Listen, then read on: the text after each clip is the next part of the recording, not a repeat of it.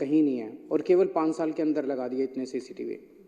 जितने dark spots थे हमने वहाँ पे स्ट्रीट लाइट्स लगवाई, और उसी दिशा में हमने बसों के अंदर बस मार्शल्स की नियुक्ति की। एक तरफ बसों के अंदर सीसीटीवी कैमरे भी लगाए गए, पैनिक बटन भी लगाए गए, और साथ साथ बस मार्शल्स की नियुक्ति भी की गई, क्योंकि बसों के अंदर न केवल महिलाओं की सुरक्षा का मामला है, छोटे मोटे कई सारे अपराध होते हैं, जेब कतरे आते हैं, जेब काटते हैं, छेड़छाड़ करते हैं महिलाओं के साथ, किस्म किस्म के अपराध होते हैं। उन सब अपराधों को रोकने के लिए बस मार्शल्स की नियुक्ति का प्रपोजल बनाया गया, और 2015 से बस मार्शल्स अच्छा काम कर रहे थे। मेरे पास ढेरों उदाहरण है जो बस मार्शल्स ने शानदार काम किया है। 20 नवंबर 2019 को मार्शल अरुण कुमार ने देखा कि एक 4 साल की बच्ची को लेके एक आदमी बस से नीचे उतर रहा है, और वो बच्ची जोर जोर से रो रही है धोला कुआं के पास।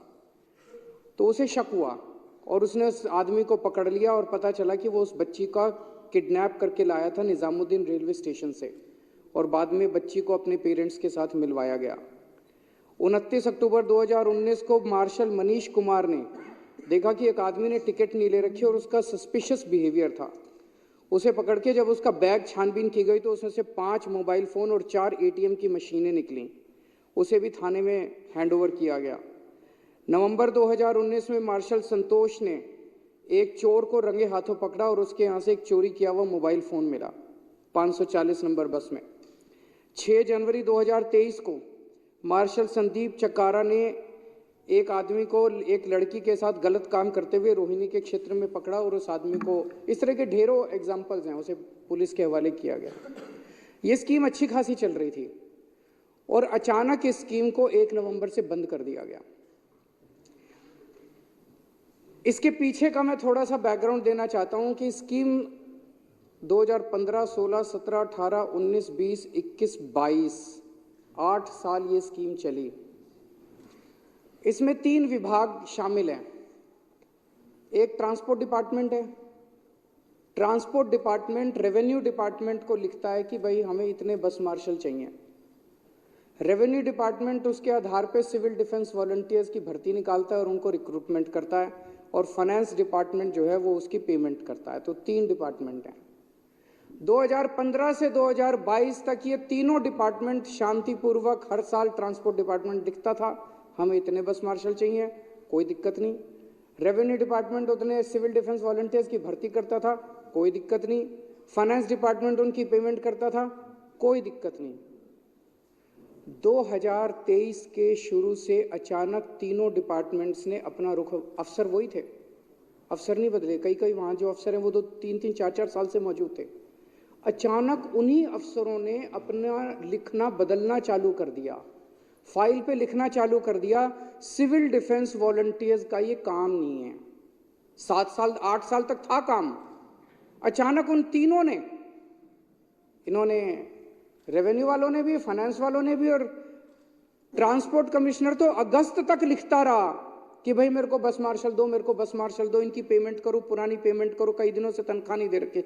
अगस्त में अचानक उस कमिश्नर ट्रांसपोर्ट ने, जो कि 3-4 साल से था, ये कमिश्नर ट्रांसपोर्ट आशीष कुंद्रा 3-4 साल से कमिश्नर था, हर साल वो रिक्विजिशन करता आ रहा है। अचानक अगस्त 2023 में क्या हो गया?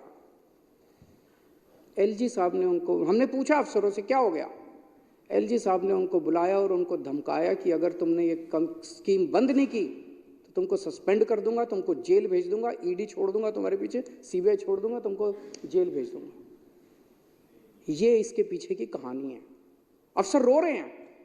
ऐसा कैसे हो सकता है कि जो अफसर 4 साल से रिक्विजिशन कर रहा था, अचानक उसका एक दिन सपना आया और उसे सपने में सिविल डिफेंस वॉलंटियर एक्ट दिखाई दिया, और एक्ट में वो धारा दिखाई दी कि ये काम नहीं कर सकते। ऐसे थोड़ी है।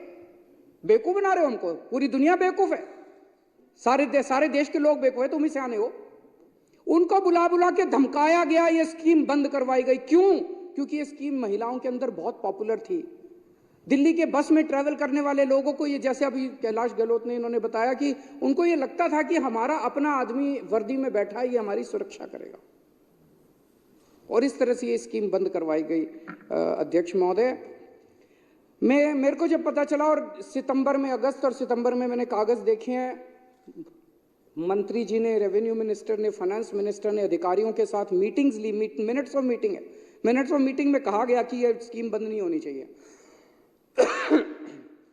लिखित में आदेश दिए गए कि स्कीम बंद, लेकिन एलजी तो सारे डरते हैं। एलजी तो किसी को भी जेल भेज सकता है, एलजी तो किसी को भी सस्पेंड कर सकता है, बड़ा पावरफुल आदमी है, किसी को भी कुछ भी कर दे। तो एलजी से सारे डरते हैं। जब मेरे को पता चला, मैं एलजी साहब से मिलने गया। मैंने कहा सर ये क्या हो रहा है, मैं सुन रहा हूँ कि आप सिविल डिफेंस वॉलंटियर्स को इनको हटाने की वो कर रहे हो। तो उन्होंने कहा कि अरविंद जी देखो, अब बसों के अंदर तो सीसीटीवी कैमरे भी लगे हुए हैं और ये पैनिक बटन भी है, क्या जरूरत है बस मार्शल्स की, हम 280 करोड़ रुपए इनके ऊपर खर्च कर रहे हैं। मैंने कहा सर मेरे लोग हैं दिल्ली के 2 करोड़ लोग, मैं 280 तो क्या 2080 भी करूंगा खर्च, मेरी मर्जी। मेरे को लोगों ने चुन के भेजा है, आपको तो चुन के नहीं भेजा, मेरे को लोगों ने चुन के भेजा है। मैं अपने लोगों की सुरक्षा के लिए 280 क्या 2800 करोड़ रुपए खर्च करूंगा। आप कौन होते हैं इसको रोकने वाले? आप तो नहीं रोक सकते।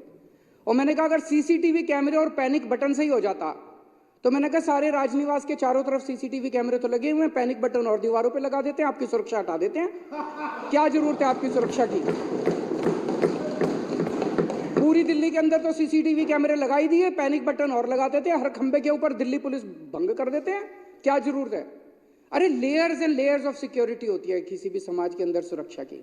एक लेयर ऑफ सिक्योरिटी बसों के अंदर है सीसीटीवी कैमरे की, एक लेयर ऑफ है पैनिक बटन की, एक है बस मार्शल की। कोई किसी के सामने पैनिक बटन आया और उसको ध्यान आ गया, वो पैनिक बटन दबा देगा। बाद में अगर अपराध को जांच करने के लिए सीसीटीवी कैमरे की जरूरत पड़ी, सीसीटीवी कैमरा। बस मार्शल किसी के सामने बैठा और कोई लड़की को छेड़ रहा है, वो बस मार्शल को गई भैया इसको जरा सा रोको। हम layers and layers of security, तो उसको रोका कैसे जा सकता है? तो उन्होंने कहा ठीक है मैं नहीं रुकने दूंगा, और फिर उन्होंने फाइल के ऊपर आदेश कर दिया कि इनको हटा दिया जाए। जिस दिन ये अखबार के अंदर छपा था, मेरे को याद है जिस दिन उन्होंने आदेश किया था 2 दिन पहले अखबार के अंदर छप गया था कि एलजी साहब रोकने वाले। मैंने फोन किया एलजी को, सवेरे सवेरे उठ के 8 बजे मैंने फोन किया, सर ये अखबारों में मैं क्या पढ़ रहा हूँ, आपने मेरे को प्रॉमिस किया था कि आप इनको नहीं हटाओगे, आप क्यों हटा रहे हो इनको? मैंने उसी दिन चिट्ठी लिखी, मैं कहीं और गया हुआ था उस दिन, मैंने वहां से चिट्ठी लिखी एलजी साहब को कि, और वो चिट्ठी एक चिट्ठी लिखी और 2 बार नोट भेजा है मैंने, एक मंत्री के थ्रू नोट भेजा है कि मौजूदा सिविल डिफेंस वॉलंटियर्स को नहीं हटाया जाना चाहिए, मौजूदा सिविल डिफेंस वॉलंटियर्स को कंटिन्यू रखिए। और जब तक वो कह रहे थे कि नहीं हम होमगार्ड करेंगे, मैंने कहा ठीक है जब तक होमगार्ड नहीं आते तब तक इनको रख लो, और होमगार्ड इन्हीं को नियुक्त कर दो। होमगार्ड आपको कानूनी पेंच तो फंसाने हैं। जो आज सिविल डिफेंस वॉलंटियर काम कर रहे हैं, इन्होंने, इनको एक्सपीरियंस है, इनको अनुभव है, कई दिन से काम कर रहे हैं। मैंने कहा इन्हीं को होमगार्ड बना देना। मेरे फाइल के ऊपर नोटिंग है मेरी, आप जो नोटिंग की बात है, जो होमगार्ड भी लगे हैं ना उनको भी मार्च में हटाने को दे दिया होगा। जो अभी लगे हुए हैं होमगार्ड की भी कंडीशन ऐसी मार्च में वो भी हटा दिया जाए जो बचे हुए हैं होमगार्ड की कंडीशन ऐसी। और अब खुद हटा के बीजेपी वाले उनके धरने में जाके टेस हुए अपने मगरमच्छ के आंसू बहा रहे हैं। शर्म आनी चाहिए आप लोग, थोड़ी सी शर्म बची है तुम लोगों के अंदर तो डूब मरो चुल्लू भर पानी के अंदर। तुम लोग इस तरह की गंदी राजनीति करते हो, खुद ही हटवाते हो और खुद ही उनके उसमें धरने में जाके तुम रोना रोते हो। अभी आपने कहा इनको नियमित किया जाना चाहिए, करने को तैयार हूं मैं, चलो मैं और तुम चलते अभी एलजी साहब के पास। अभी आपने कहा चलो मेरे साथ, अगर माइक के लाल हो तो चलो मेरे साथ, अभी एलजी साहब के पास चलो, मैं करने को तैयार हूं, मैं जहां साइन करोगे खाली कागज पे दस्तखत करने को तैयार हूं, एलजी से करा के लाओ। तुम्हारा एलजी है? झूठ बोलते हो। जिस फाइल पे दस्तखत करने इनकी बहाली के लिए मैं अभी तैयार हूं, फाइल पे साइन करने के लिए, इनको नियमित करने के लिए मैं अभी तैयार हूं साइन करने के लिए। नौटंकी मत करो, नौटंकी मत करो, नाटक मत करो, गंदी राजनीति मत करो। कल मेरे को एक चिट्ठी लिखी है एलजी साहब ने, मैं इनकी मांग का समर्थन करता हूं, मैंने बार बार एलजी साहब से 2 ही बात कही है और वो होनी चाहिए। मैं इसका भी समर्थन करता हूं कि एक तो ये जब तक बहाली नहीं होती नए लोगों की, इनको जारी रखा जाए, और दूसरा ये कि जब ये इनकी बहाली होगी तो इन्हीं लोगों को दूसरे होमगार्ड की तरह नियुक्त कर दिया जाए। मैंने 1 हफ्ते पहले भी फोन किया एलजी साहब को, मैंने कहा जो तुमने अब ऐड निकाला है, इस ऐड में लिखा हुआ है, इस ऐड में इनको कोई वेटेज नहीं दिया हुआ पुराने वालों को। मैंने कहा सर आपने भी प्रॉमिस किया था, मैंने भी प्रॉमिस किया था कि इनको वेटेज दिया जाएगा, वेटेज क्यों नहीं दिया? हाँ मैं कराता हूं, कराते नहीं है, फिर वेटेज क्यों नहीं दिया जा सकता इनको? अब ये कहां जाएंगे? इनकी तो उम्र होली, नौकरी लेने के लिए कहां जाएंगे? इनको वेटेज क्यों नहीं दे सकते उसके अंदर? ना इनकी उम्र बची, ना इनका कुछ वो बचा, अब कैसे कहाँ नौकरी लेंगे? इनको वेटेज देने में क्या दिक्कत है? इनके पास हर एग्जाम में दिया जाता है जो पुराने वाले होते हैं।